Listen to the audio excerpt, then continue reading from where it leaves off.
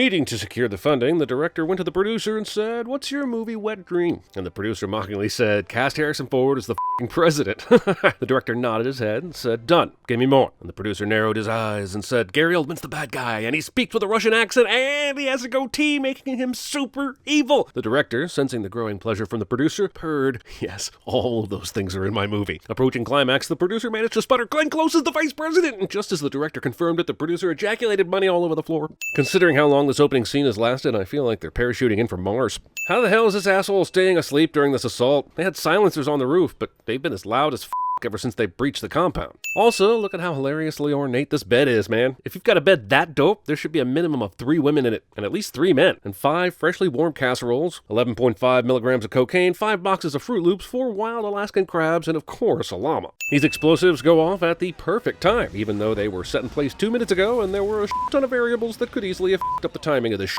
Okay, first of all, this is a fire hazard to the nth degree. This should be on a fire safety video don't list. Look at all the flowers and alcohol. I came here tonight to be congratulated, but today when I visited the Red Cross camps, overwhelmed by the flood of refugees fleeing from the horror of Kazakhstan. Jeez, what a f***ing downer. He might be downplaying his honor during the speech, but you can be damn sure he'll have no problem eating the celebratory sea bass.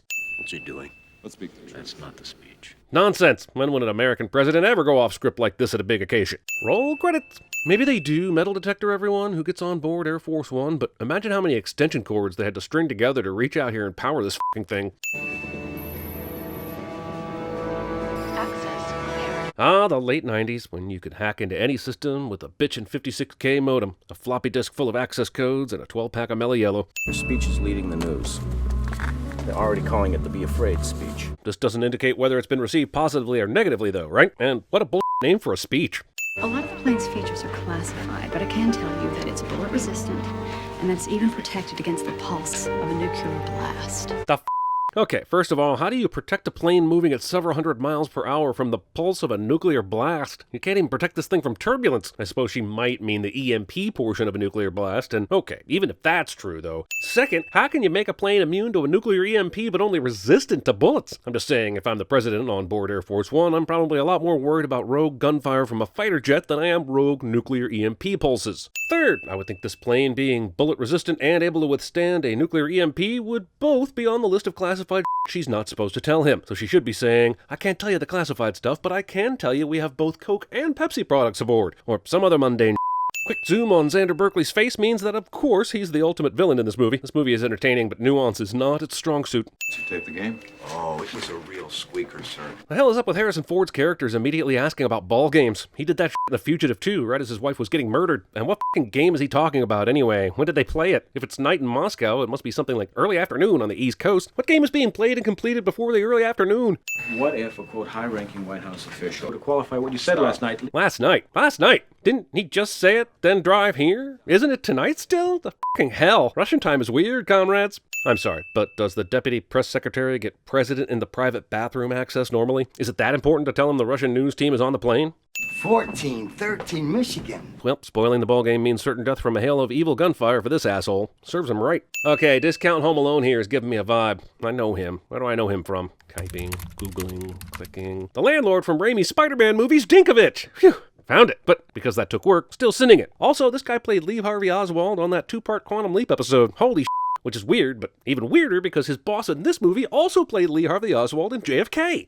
Why didn't you take me with you when you went to the refugee camp today? I'm surprised he even brought you to Russia. Don't get cocky, kid. All I'm saying is I'm ready. You know, for things you don't think I'm ready for. Using a preposition to end a sentence with. I'm 12 years old, Dad. In the caveman days, I'd be having children of my own. Solid argument. Also, ew. Volunteer. Remember with Henry? Yeah, regarding Henry. These are 2 of Saddam Hussein's Republican Guard brigades that have been moved north. Holy shit, it's Billy Macy, fresh off the Fargo hype train. I can still even hear parts of his accent sneaking through. Man, I'm pretty sure he's built up enough goodwill that he'll definitely survive until the end of this movie. What does State have to say? I realize one probably goes through a background check in order to be a waiter on Air Force One, but do these fools really openly talk about situation room level shit in front of the coffee guy? Gibbs. Guys. Guys, Gibbs. Gibbs, guys. Guys, other guys. Other guys, Gibbs. I see that in order to take over Air Force One, you need not only fake IDs for your assassin, but also an inside man willing to assassinate his co-workers. That seems easy. Was the number 2 of this plot seriously just dozing off? This has to be a precision operation that depends on the highest level of awareness, and this motherfucker had to be woken up. Oh no, he got into the escape pod. Don't worry, no one will shoot at it because there are no signs of life detected.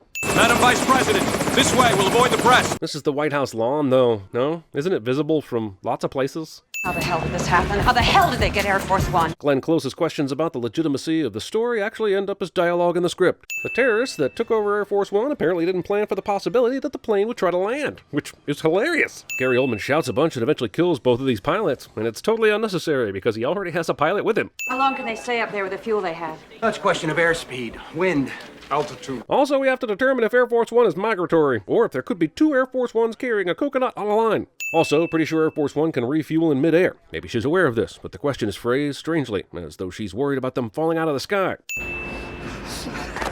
The first of many premature celebrations in this movie. Yeah,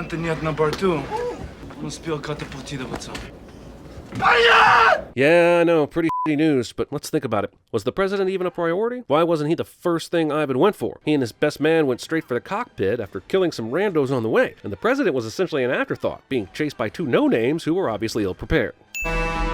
Dun dun dun! Seriously, why'd we go through all the cinematic lead-up to this empty pod if we knew his ass wasn't in there? That's the entire basis of the movie. Not only was the reveal in the trailer for this movie, I'm pretty sure it was in all the trailers for other movies that year. And there he is, yay. But what's he been doing up there? Been like 15 minutes since the plane was hijacked and the pod was released. Was he catching a quick nap or replaying the Notre Dame-Michigan game in his head again? Also, this is terrible leadership. Bad presidenting. Is he a loving father? Sure. Good president? Nope. He's more important than his family and he should know it. Let's not forget this president is a Medal of Honor winner. Thank God this dude has the complete military resume of James Marshall committed to memory so that we can have some quick expositional background. That pod was designed for a reason, General. He has no right to take chances with his life. Amen. The vice president would be excellent at CinemaSins. Cut. Terry, you're looking right at where Harrison is hiding. Don't do that, okay? Thanks. Action! Cut. Damn it, Terry! I know he's in a fight and all, but can't this asshole yell for help? His comrades are all within easy shouting distance. In fact, how did they not hear this fight? This one shot is incredible, showing us the layout of the passenger levels of the plane, the realization by the president that his security chief is dead, and the fact that he's being constantly pursued. This movie obviously ain't perfect, but it's so much fun. Sure, great plan. Also, if there were any rogue poopers that were stuck in the bathroom during the hijacking, their luck just done run out. He rode the Halle Berry dumbwaiter. Bud, the official beer of Air Force One on trips to Russia. We would train all our military might against this one target. The vice president's first move is to try and get Russia to release the criminal guy. Her first move is to comply with the terrorist demands. No! I wonder if you made a supercut of Gary Oldman yelling single words, how long it would be. You'd have everyone and now for sure. I have 3 small children. Does this surprise you? Not only does the movie have time for this, the terrorist does too. My own private morality. Oh, that's my favorite Gus Van Sant movie. You are a monster. And my father is a great man. This is very touching. Holy Ocean Spray and Perrier. These have to be product placements in these basement coolers, right? This can't be real.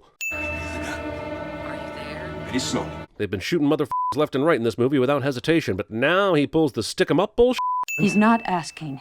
Your commander-in-chief has issued a direct order. No, he did some innuendo shit. Direct order is the last thing he did. The good news is that the president figured out how to use a missile to distract a guy that's holding him at gunpoint. The bad news is that this call is going to cost the American taxpayers a fortune. Also, why did he need a missile to explode near the plane to rock everyone in order to fight this guy? He could have easily found a moment to start this fight without all the theatrics. Why does he put his jacket back on? Can he only fight terrorism if he's wearing his full suit? Have you ever tried doing anything athletic with a suit on? Yes, that milk is leaking from a gunshot or glass breakage, but also someone already opened it. Probably the prop person that poured out most of the contents before filming the scene. The terrorist kills a hostage over open airwaves in an attempt to coerce the single hidden person that is thwarting the evil plans, and yes, this movie did watch Die Hard a dozen times during the script stage.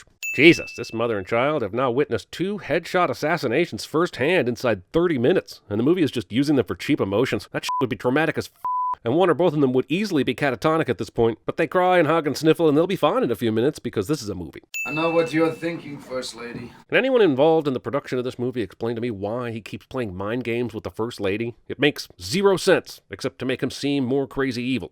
Say again? Cross the green wire with the... Calls only go out during intense moments in movies. You never see someone casually talking to their grandma about the weather and the line goes dead, and grandma says, well, if it's important enough, they'll call back, do you? And then he guesses, even though they told him if he got it wrong, he could crash the plane. He guesses and possibly crashes the plane just on a wild hair idea to force the plane to land due to low fuel, even though Air Force One can refuel in the air. You, the only guy that can fly this plane? Sure, why not? They both shoot at each other several times, fruitlessly. It's like two stormtroopers trying to jerk each other off. Madam Vice President, the time has come for you to demonstrate your good faith. I feel like these 30-minute increments are happening every 5 minutes. Without fuel, the plane crashes. Everybody dies.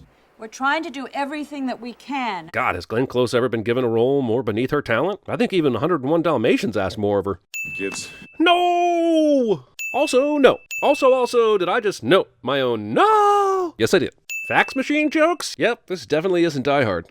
Madam Vice President, I think you need to see this. You better come and take a look at this cliche. Why the f***ing shit would Damages be doing press right now? This is an ongoing situation that needs a f***ing constant hand. I don't care if you have unconfirmed reports. Issue a f***ing statement via fax or whatever the f*** from 1997. The most ridiculous thing about this press conference is that she says Air Force One has been hijacked, and then she quiets them down in a few seconds for a follow-up statement. I'm not leaving without my family. God damn it.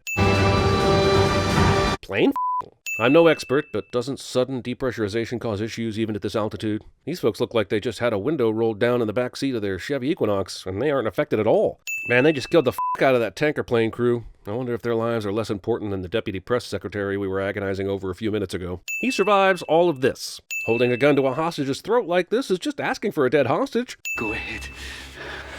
Which one lives? Man, this is a real Sophie's choice, eh? Good thing Glenn Close is in this movie. Wait, that was Meryl Streep? Well, who was in The Devil Wears Prada then? That's bad trigger discipline. I'll count to 5. Jesus Christ with the counting of this guy. He's like the Count on Sesame Street, only slightly more dangerous. Giving up. I have the signatures of the majority of the cabinet, attesting to the president's incapacity. This is the dumbest side plot since the Friends episode where Phoebe didn't believe in evolution. Wow, they threw Radek in the extra grungy prison, eh? I know they hate his guts and everything, and he's a shitty dude, but this place looks worse than f***ing Azkaban. Also, prisoners make a bunch of noise for no reason as evil criminal f***o is release cliche.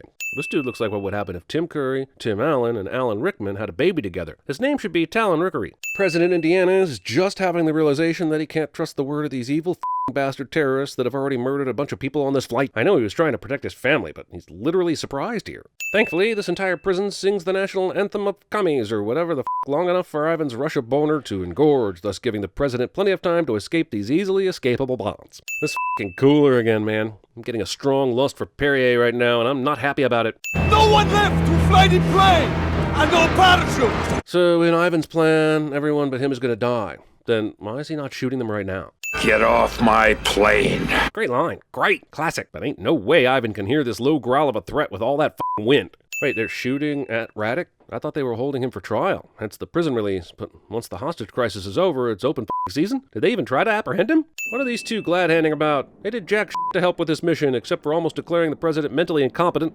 Jeez, we get it, movie. She said Miggs? Yeah, she said Miggs. Fantastic. Almost done with a pretty good, taut action thriller, and all of a sudden it turns into f***ing Top Gun. What's the deal with Gibbs here? There's no evidence tracing back to him that he was the Russian mole, and his only way off the plane at this point is if Marshall lands it. Why would he be secretly packing all of a sudden? It's not like he knows they're going to only have one harness left for the escape. These MiGs are immediately on Air Force One. That means the loyalist military guy heard about Radek being killed and knows the hijackers are dead, and releases this attack within seconds? Bullshit, man. Whatever the Russian word for bullshit is. Sir, we've lost countermeasures! Look, I know William H. Macy is a great actor, but he's as useless to this movie as Jerry Lundegaard is to a kidnapping scheme. Sir, you did great.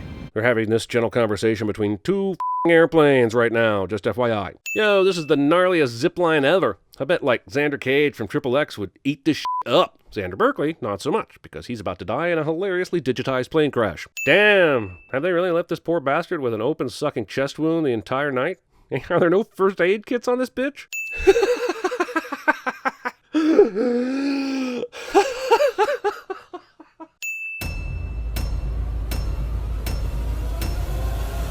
I've flown first class, Elaine. I can't go back to coach. I can't. I won't.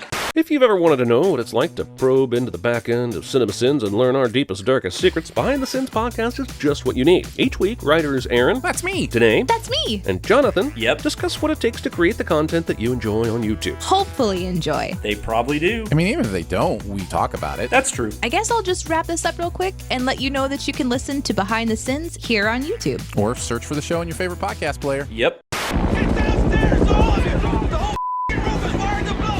California, 54 at your work. We're walking. More than 1 million visitors go through the White House every year, making it the most frequently toured home in the country. Code red, we have a code red! Did you order the code red? Roger, Air Force One. Wind is 090 at 12. You are cleared to land. And did I catch a niner in there? Were you calling from a walkie-talkie? Tommy, how's the peeping? And you cannot tell me he's alive, can you? I'm not going to be ignored, Dan. Mr. President? Sir? The fax machines. Just the facts, man. Just the facts. Yeah, 71. That was my first year on the job. Bad year for libraries. Jesus Christ! You ever seen a grown man naked? I got him!